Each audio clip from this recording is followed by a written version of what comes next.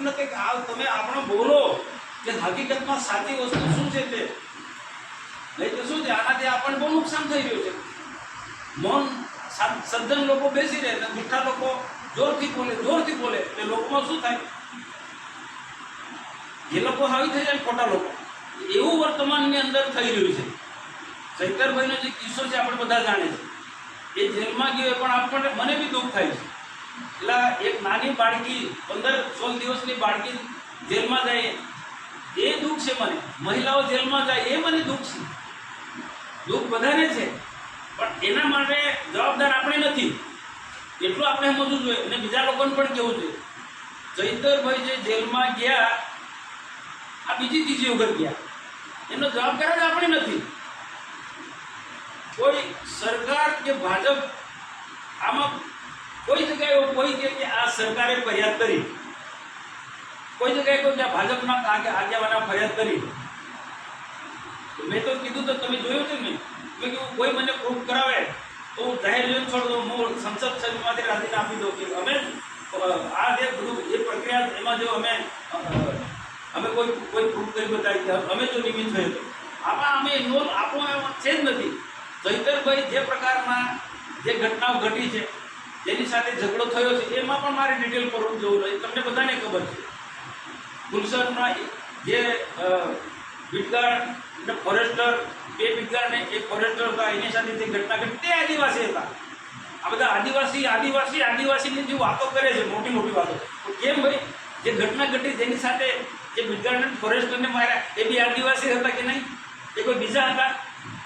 એ આદિવાસી હતા. અને એક આમ આદમી પાર્ટીનો કાર્યકર્તાનો છોકરો હતો બીટગાર્ડ, તો એમની પાર્ટીનો કાર્યકર્તાનો છોકરો હતો. હા, માલનો. આ બધી વાત કેવી પડે ભાઈ? આ બધી વાત કેવી પડે? ત્યાર પછી જે ઘટના ઘટી, તમે કોકને મદદ કરવા જાઓ છો, મદદ કરો, કોઈ વાંધો નહીં. સરકારના કાયદા કાનૂન તો હોય કે નહીં? કાયદો થોડો હાથમાં લેવાય. કોઈ ફેક્ટરીમાં ગયા એ જરૂર નથી, મને બરોબર છે કે ત્યાં એ જે ઘટના ઘટી મદદ કરવા જવું જોઈએ, પણ ત્યાં મદદ કરવા માટે કે 400-500 લોકો થોડું જવાય. કાયદોની વ્યવસ્થા જાળવવા માટે પેલો કંપનીવાળો તો મદદ તો માગે જ નહીં. એ ગેટ બંધ કરી દો પછી કોર્ટ કૂદીને જાય, આ વ્યાજબી છે ભાઈ? કોર્ટ કૂદીને જાય એ વ્યાજબી છે? હવે એક ધારાસભ્યને ન સોંપે એવું કામ એ કરે. હવે એને લઈને સામેની કોઈ પણ વ્યક્તિ, જંગલ ખાતાના કર્મચારી અધિકારી ફરિયાદ આપી, વહેલી આપી, મોડી આપી કે આટલા દિવસે કેમ આવ્યું, અમારો થોડો વિષય છે, એમાં સરકારને ક્યાં લેવા દેવા છે? ફોરેસ્ટરને બીટગાર્ડ સાથે જે ઘટના ઘટી, એને જે માર્યા અને એને ફરિયાદ આપી, એના અધિકારીને ખબર પડી કે તમે આપી દો, નહીં તો આજે આને માર્યા, કાલે તો પછી બીજાને બી મારે, પછી જંગલ કોણ સાચું ભાઈ? ફોરેસ્ટરને બીટગાર્ડને તમે આવી રીતના મારો બધા. હવે આપણે બધા મારવા માંડીએ તો ફોરેસ્ટરને મારે, પીએસઆઈને મારે, તંત્રને મારે, તાલુકામાં જે બધાને મારીએ, આપણે ચાલુ કરીએ બધા ચૈતન્ય જેવું, તો શું થાય? ના, આ વિચાર કરો શું થાય ભાઈ? તો વહીવટ કઈ રીતના ચાલે? આ તાલુકાની કઈ રીતના સેવા થાય? જિલ્લાની કઈ રીતના સેવા થાય? તમે જે ક્યાંક કોઈ ખોટું થતું તો કાયદેસર લડો, કાયદેસરની રજૂઆત કરો. કાયદો થોડો હાથમાં રહેવાય. બીટગાર્ડ ફોરેસ્ટરે કંઈ ભૂલ કરી હશે તો એનો ઉપલાદ નહીં કરીને રજૂઆત કરો. ધારાસભ્ય છે ભાઈ, કોઈ ફોરમમાં રજૂઆત કરી શકાય, વિધાનસભા હોય ત્યાં રજૂઆત કરી શકાય. કોઈ ફેક્ટરીવાળો ગુનો કર્યો છે, કોઈ શોષણ કરતા કે આ રીતના કંઈ, તો ત્યાં એના કાયદા કાનૂન બનેલા છે. ફેક્ટરી એકનાથી માંડીને બધા કાયદા ત્યાં, તો એ રીતના તમે રજૂઆત કરો. આપણા સંજય સાથે જે ઘટના ઘટી તાલુકા પંચાયતના પ્રમુખ જજ જાય છે, પણ છતાં લોકો સોશિયલ મીડિયામાં બધું કેવું કે કોઈ ખોટી ઉપજાઈ કાઢી લેવા છે. હકીકત ઉપજાઈ કાઢી લેવા છે. જે છે બહારના લોકોને નથી જાણતા, અહીંના લોકો તો જાણે છે કે સંજયભાઈ સાથે જે ઘટના ઘટી સાચી છે. ચૈતરભાઈ ગ્લાસ છૂટો મૂક્યો એટલે કોઈ દેખીતી વાત છે. બંને વચ્ચે ઝપાઝપી થઈ સંજયભાઈની ચૈતર, બે બળિયા બાતે વળગ્યા, એ રીતના વળગ્યા હતા ને. તમને તો અધિકારી, તમને નહીં ખબર, તમને અધિકારી કીધું. બે બળિયા બાતે વળગ્યા. હવે જેની ભૂલ, સંજયની ભૂલ હોય છે, ચૈતરની ભૂલ, પણ ખોટું તો કહેવાય ને. તમે આગેવાનો આ રીતના બાથામબાજી કરો તો પછી લાલસિંહ ના પેલા બીજા બધા ના લડે.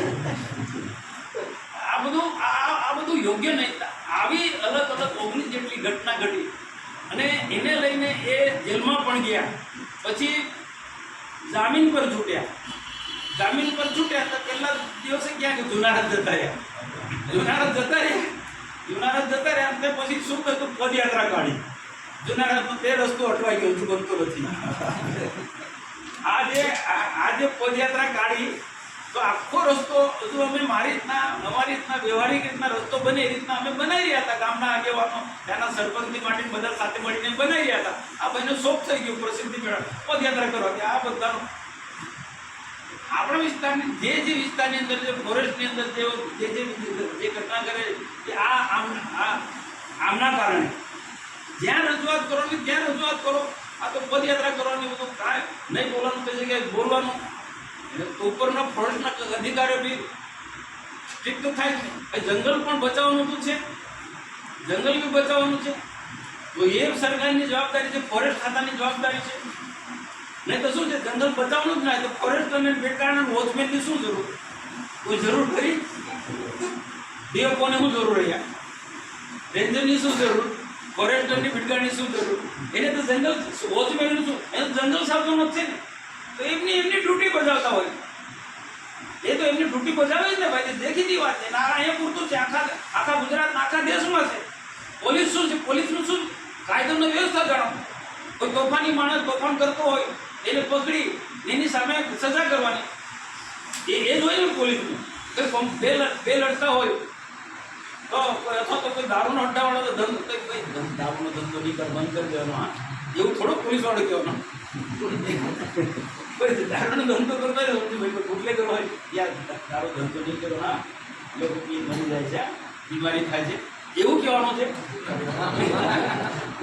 બે જણ કોઈ લડતા હોય પીધેલા, ભાઈ તમે લડો ને યાર, હું કામ લડો છો? પોલીસ વાળા એવું કહેવાનું, એ તો ઠોકવાનો જ છે ને. એ તો ઠોકવાનો જ છે. એ કાયદામાં જોગવાઈ નથી. આ છતાં એ તો હું તો મારે જ નહીં. તો એ કેટલાય દાખલા જોયા છે.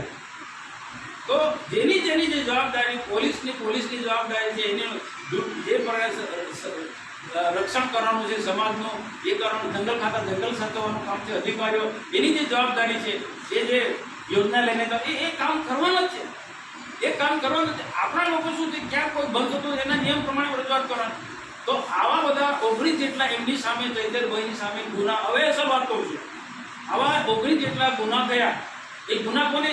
જેને ભોગ બન્યા એ લોકો એફઆઈઆર કરાવી છે. જે લોકો ચૈતરભાઈની સાથે જે ઘટના ઘટી હશે, આ સંજયભાઈ ફરિયાદ, ફોરેસ્ટવાળા એટલે કંપનીવાળા જેમની સાથે આવી ઘટના ઘટી છે, એ લોકોએ ફરિયાદ નોંધી છે. એટલે પોલીસ સ્ટેશન શેના માટે છે? જે કોઈ ફરિયાદ, આ તો લોકશાહી, જે કોઈ ફરિયાદ આપવા જાય, તમે નાનો મોટો કે આ મોટો કે એ બધું ના જોવાય. એની લાગે કે આની વાત બરોબર છે, કે એની એફઆઈઆર કરે.